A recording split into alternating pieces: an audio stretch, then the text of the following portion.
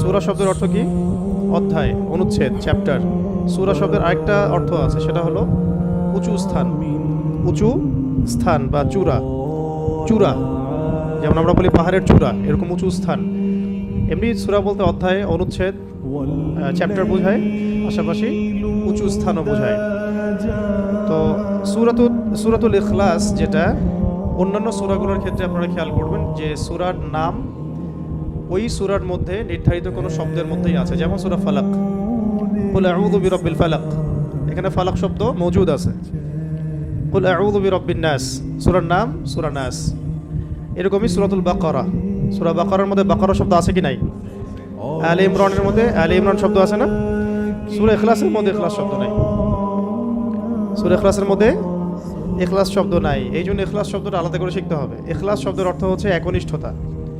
ইখলাস শব্দের অর্থ একনিষ্ঠতা। প্রথম একটা কিস্সা বললাম, ওখানেও তো একটু